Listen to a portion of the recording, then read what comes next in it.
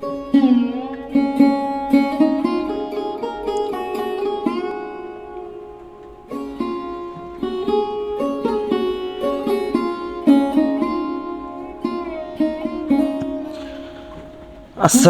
আলাইকুম, welcome to new কৃষি blog ভিডিওতে কৃষক এবং কিষানী ভাই বোনদের জানাই সুস্বাগতম।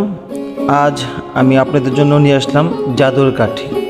জাদুর কাঠি মানে হচ্ছে আপনার পেঁপে বড় হচ্ছে না, এই পেঁপেগুলো কিভাবে বড় করবেন এবং কি ছত্রাকনাশক বা ভিটামিন স্প্রে করলে পেঁপেগুলো বড় হবে সেই বিষয়ে আজ আমি আপনাদেরকে দেখাবো। দেখতে পাচ্ছেন এই পেঁপেগুলো ছোট হয়ে গেছে। এই পেঁপেগুলো অল্প দিনের মধ্যেই পেঁপে বড় হয়ে যাবে, সেই ভিটামিন আজ আমি স্প্রে করব। আপনারা সেগুলো দেখবেন, আমি যেভাবে যে নিয়মে ব্যবহার করি আপনারা সেই নিয়মেই ব্যবহার করবেন। আমি 2 মগ পানি নিয়ে নিলাম। এখানে 100 গ্রামের একটা ম্যানচা নিয়ে নিচ্ছি, যেহেতু 2 ড্রাম পানি স্প্রে করব, ভাগে ভাগে আরও কয়েক ড্রাম স্প্রে করব। আবহাওয়া কারণ খারাপ দেখে আমি 2 ড্রাম করে গুলা নিচ্ছি। দেখতে পাচ্ছেন এটি জিঙ্ক গোল্ড, সিলেটের জিঙ্ক, 17 গ্রামের।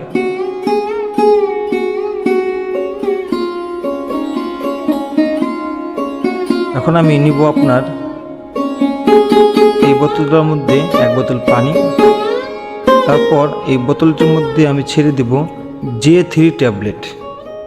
দেখতে পাচ্ছেন J3 ট্যাবলেট, এটি অ্যাথাটন ইম্বোর্স কোম্পানি লিমিটেডের।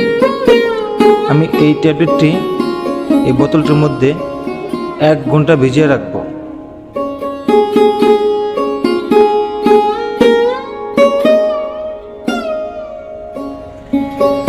দেখতে পাচ্ছেন ট্যাবলেটটি আমি এই পানির মধ্যে ছেড়ে দিচ্ছি, এটি একাই গলে যাবে।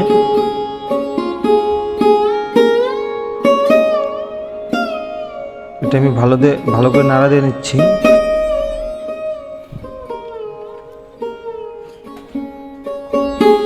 এখন 1 মগ পরিমাণ আমার ড্রামের মধ্যে দিয়ে নিচ্ছি। আমি 20 লিটার পানি স্প্রে করব। আর এই J3 ট্যাবলেটটা আমি আরও 1 ঘন্টা আগে আমার বাড়ি থেকে গুলায় নিয়ে আসছি। এখন এটা শুধু জাকি দিয়ে আমি দিয়ে দিব। একটি J3 ট্যাবলেট দিয়ে আমি 2 মেশিং করব। আর সঙ্গে যে আমি ম্যানসার আর জিঙ্ক দিছি, এই দুটির কারণ হলো আমার পাতাটা অনেক সুন্দর হবে এবং সতেজ হবে, আর পেঁপেগুলো অনেক মসৃণ এবং সুন্দর হবে। সে কারণেই ম্যানসার আর এই জিঙ্কটা দেওয়া।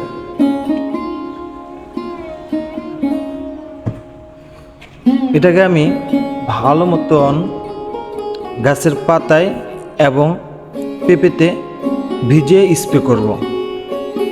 যদি ভিজিয়ে স্প্রে করি এই ম্যানসারটি আপনার এটি পেঁপের সঙ্গে এবং পাতার সঙ্গে লেগে থাকবে, এর কারণে এটি দ্রুত কাজ করবে।